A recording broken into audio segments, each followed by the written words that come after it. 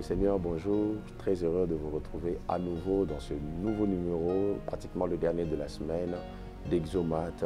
Et nous sommes très heureux pour la grâce de la vie que le Seigneur nous accorde ensemble afin que nous puissions encore apprendre de lui, apprendre au travers de sa parole et surtout être édifiés, être aiguisés. Je suis très heureux de pouvoir me retrouver encore avec vous en train de cogiter sur les principes de la bénédiction comme nous avons commencé à le faire depuis quelques temps. Alors restez vraiment connectés parce que par la grâce de Dieu, nous allons aller un peu plus en profondeur. Parce qu'il ne faut pas seulement que les bénédictions que Dieu nous a données restent dans les lieux célestes, comme je l'ai dit dès le départ. Ça doit se manifester sur terre et que nous puissions les voir, les palper, les toucher et aussi les expérimenter. Restez branchés à Innov TV, restez branchés à Exomate et dans quelques minutes, nous allons décoller. Voilà, comme annoncé, nous allons continuer avec cette merveilleuse pensée que nous avons entamée depuis quelques jours déjà, où nous sommes en train d'apprendre sur les principes des bénédictions. Je préfère le dire au pluriel parce que la Bible dit que nous sommes bénis de toutes sortes de bénédictions dans le lieu céleste en Christ. J'aimerais encore lire notre texte fondamental de Genèse 1, à partir du verset 26 qui dit « Puis Dieu dit, faisons l'homme à notre image, selon notre ressemblance, et qu'il domine sur les poissons de la mer, sur les oiseaux du ciel, sur le bétail, sur toute la terre et sur tous les reptiles qui rampent sur la terre. Dieu créa l'homme à son image. Il les créa à l'image de Dieu. Il créa l'homme et la femme.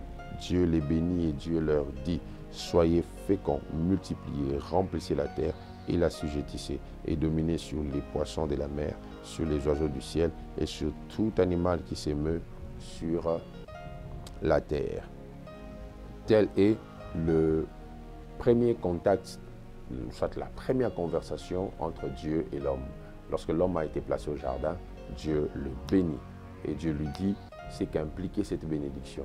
Ça impliquait la fécondité, ça impliquait la multiplication, ça impliquait de remplir la terre et ça impliquait la domination sur la terre. J'avais commencé à nous faire voir les sortes de bénédictions dont nous avons premièrement parlé des bénédictions chrétiennes, des bénédictions que nous avons à cause de notre appartenance à Christ. Et le second type, la deuxième sorte de bénédiction dont j'avais parlé, c'est justement des bénédictions liées à la nation. Chaque fois que Dieu vous bénit dans un territoire. Donc vous ne pouvez pas être dans un pays en guerre et vivre en paix. Vous ne pouvez pas être dans un pays où il y a du sang qui coule et espérer vivre la bénédiction. Donc la bénédiction est vraiment liée à cette notion-là. Troisième sorte de bénédictions dont on était en train de parler, ce sont des bénédictions familiales. Parce que la famille est la cible de Dieu pour la réalisation d'un plan. Je l'avais dit, et lorsque Dieu veut faire quelque chose, il commence toujours par une famille. La nation est alimentée par la famille. Donc, vous devez le comprendre et vous devez l'incruster, l'intérioriser. Parce que Dieu est aussi le Dieu des familles. La Bible dit dans l'Apocalypse qu'au ciel, Jean dit qu'il a vu les hommes de toutes les nations, de toutes les tribus, de tous les peuples. Donc, il a reconnu même les appartenances des gens en les voyant dans l'au-delà. Donc, c'est très important. Et je l'ai même dit la fois passée, lorsque l'on mangeait l'agneau en Égypte, on le mangeait en famille. C'était ce que Dieu avait exigé dans Exode chapitre 12. Donc, j'étais aussi en train de vous faire voir le lien, pas le petit, le grand lien qui existe entre la famille et la nation. Les deux notions coopèrent toujours parce que la nation, c'est la terre qui te reçoit, la famille, c'est le lieu qui te conçoit. La nation te reçoit, la famille te conçoit. Et ça, c'est très évident et très important. La famille influence ce que tu es et ce que tu seras. Et ça, c'est très important que vous reteniez cela. D'ailleurs, la nation vient aussi de la famille. La nation est tirée de la famille. Quand vous lisez l'histoire de Rebecca, la femme d'Isaac, lorsqu'elle était enceinte, elle était dérangée par des douleurs d'enfantement. La Bible déclare ceci, que Dieu vint et Dieu lui parla en lui disant, deux nations se battent dans ton sein. Deux nations se battent dans ton sein. Deux nations. quand Rebecca n'arrivait pas à supporter les douleurs d'enfantement, pensant que c'était des simples enfants, c'était 2 nations qui étaient cachées en elle. Donc le plan des bénédictions de Dieu dans la vie d'un homme est aussi lié à sa postérité, à sa descendance. Donc vous devez comprendre que la stérilité n'est pas dans notre lot. Ne pas être capable de donner la vie est un mauvais signe, pour ne pas dire un signe de malédiction. Sauf si c'est une épreuve par laquelle Dieu vous fait passer pour sa gloire pendant un temps.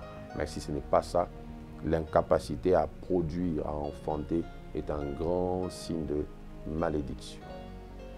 C'est un signe qui prouve que vous ne jouissez pas de bénédiction, parce que Dieu les bénit, comme dit la Bible, et Dieu dit, soyez féconds, multipliez, soyez féconds, donc soyez productifs. Donc c'est même pas une option, c'est un ordre que Dieu a donné à l'homme. Dieu dit à Abraham, dans Genèse 12, toutes les familles de la terre seront bénies en ta postérité. Donc, vous comprenez que la notion de famille est une notion liée à la bénédiction. Et Ésaïe même dit, ma maison et moi, nous sommes des signes et des présages, dans Ésaïe 8, pour notre temps. Donc, lui et sa famille étaient des signes et des présages. J'aime comment Josué dit au peuple d'Israël, ma maison et moi, nous servirons l'Éternel. Donc, vous allez voir dans toute la Bible comme ça, que la notion de famille est présente partout quand on parle de bénédiction. Et même quand un homme était jugé digne des exploits, on posait souvent la question de qui est-il fils? Parce que le caractère ou la force que manifeste une personne peut être lié à d'où il vient, d'où il a été tiré. Et c'est très important que vous le sachiez. Et j'aimerais que vous reteniez ces quelques vérités sur la notion des familles. Et je crois que par la grâce de Dieu, nous continuerons avec les principes de bénédiction, même en début du mois de septembre, par la grâce de Dieu. Donc, nous allons continuer à en parler comme déjà nous le faisons en ce début de mois de septembre. Alors, retenez ceci. Premièrement, la bénédiction d'une famille commence par la possession d'une richesse qui est Dieu. Quand vous lisez la Bible dans Deutéronome chapitre 6, Dieu a instruit au peuple d'Israël des lois où il dit, vous l'apprendrez à vos enfants, aux enfants de vos enfants, et il établit toutes les générations. Et Dieu dit, vous n'aurez point d'autre Dieu si ce n'est que moi. La famille est bénie par le fait d'avoir Dieu comme première richesse. Mettez Dieu au centre de votre famille. Mettez Dieu au centre de l'éducation de vos enfants. Amenez vos enfants à connaître Dieu de ces bas âges qu'ils ont.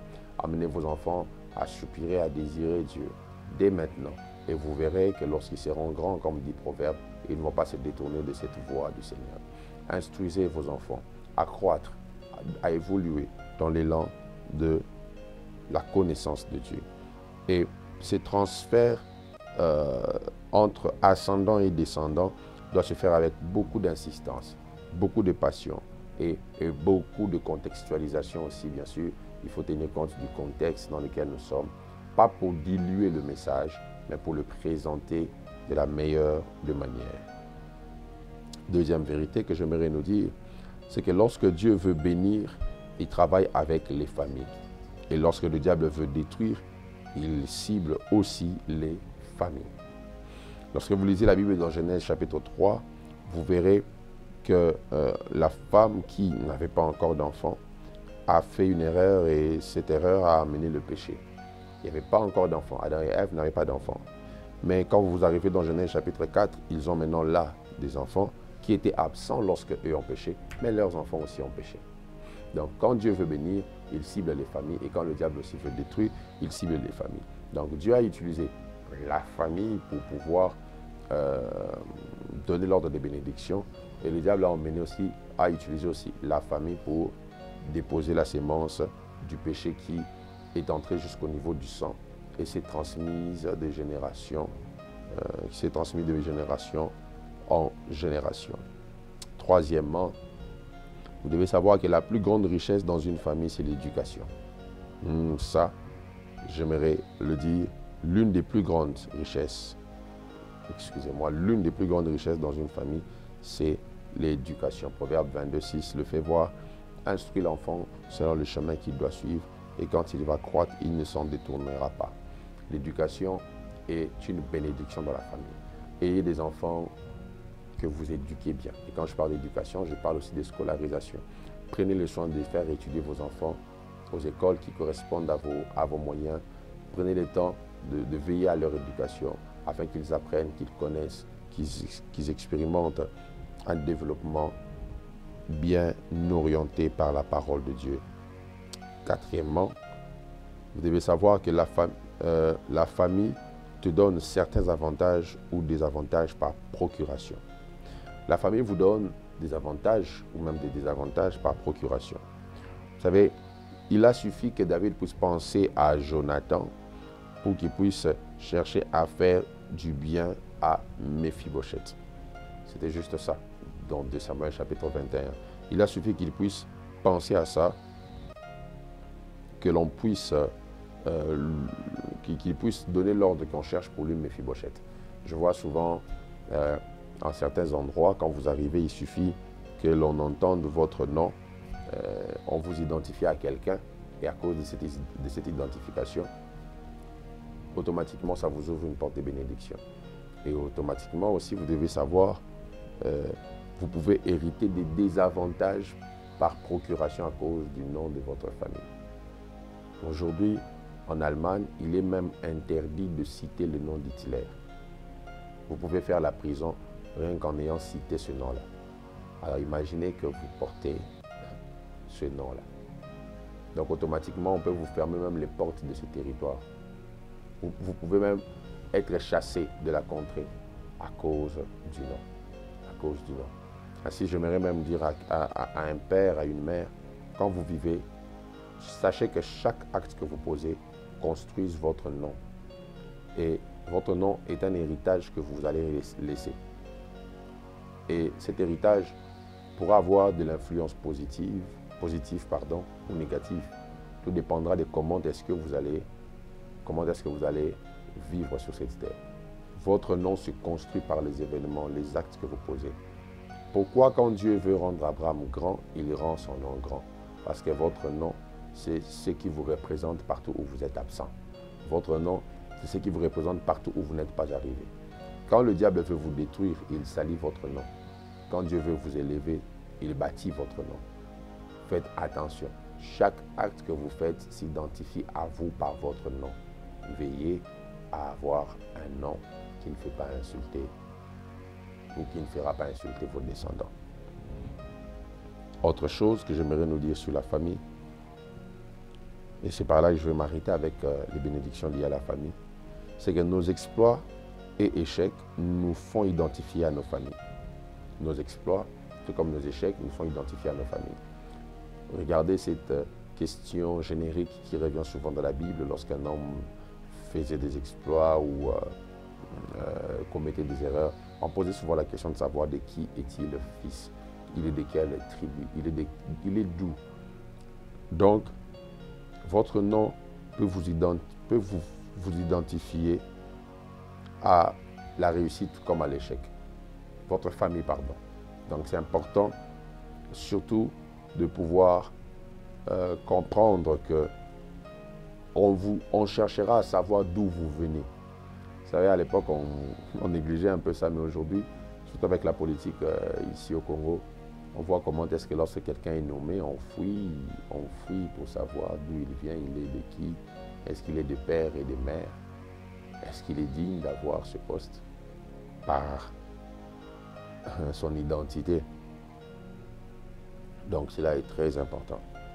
J'aimerais aborder une autre sorte de bénédiction aujourd'hui avant de pouvoir chuter.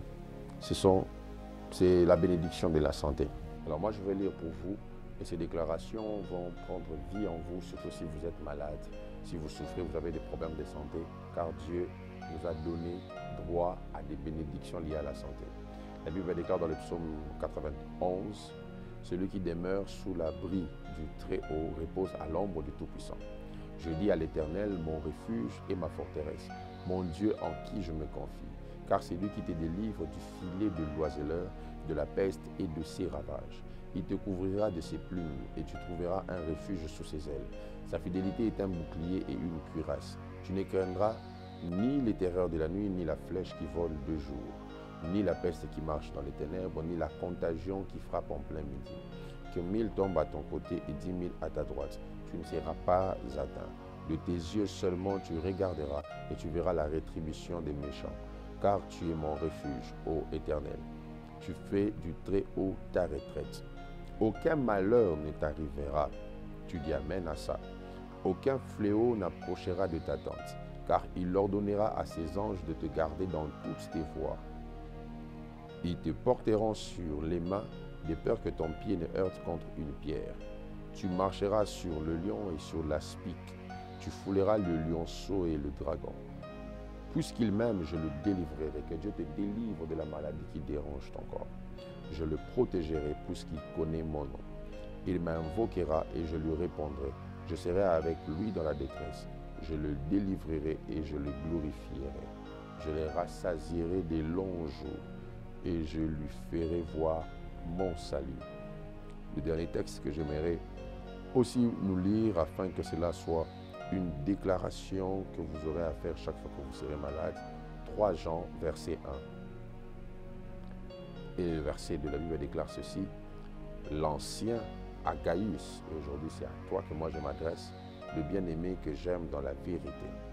Bien-aimé, je souhaite que tu prospères à tous égards et sois en bonne santé comme prospère l'état de ton âme.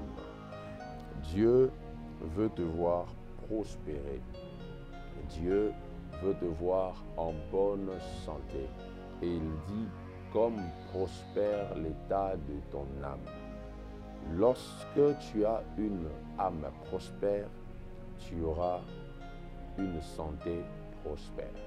Et je suis en train de prier en ce jour au nom de Jésus. Que le Dieu de la Bible, celui que nous prions, celui que nous invoquons, puisse te faire prospérer dans la santé, dans l'âme, pour que ta santé soit bonne. Je déclare sur tous ceux qui sont malades, tous ceux qui souffrent des infirmités. Alors que tu écoutes le son de ma voix, j'aimerais te dire que la foi fonctionne tellement avec la simplicité. Tu n'as pas besoin que je vienne te toucher, tu n'as pas besoin que je crie. Il suffit que tu croies en ce que tu entends maintenant, à cet ordre de guérison qui vient de la parole de Dieu. Il suffit que tu y croies et que tu te décides de te lever de ta chaise roulante. Il suffit que tu y croies et que tu décides de te lever de ce lit d'hôpital. Ce n'est pas par hasard que toi, tu as été exposé à cette parole. Ce n'est pas par hasard que c'est toi qui entends ce message. C'est toi qui entends cet ordre de Dieu. Lève-toi, sois restauré, sois guéri par la puissance de Dieu. Que la maladie te quitte. J'attends voir ton témoignage, écris ton témoignage parce que Dieu vient de te restaurer et de te guérir au nom puissant de Jésus. Cette maladie ne reviendra plus. Tu ne passeras plus par l'opération programmée par les médecins parce que Dieu vient de te restaurer et de te rétablir. Dans le nom puissant de Jésus que j'ai ainsi déclaré et prié. Et je dis Amen. Que Dieu vous bénisse. On se retrouve la semaine prochaine pour continuer avec les principes de bénédiction.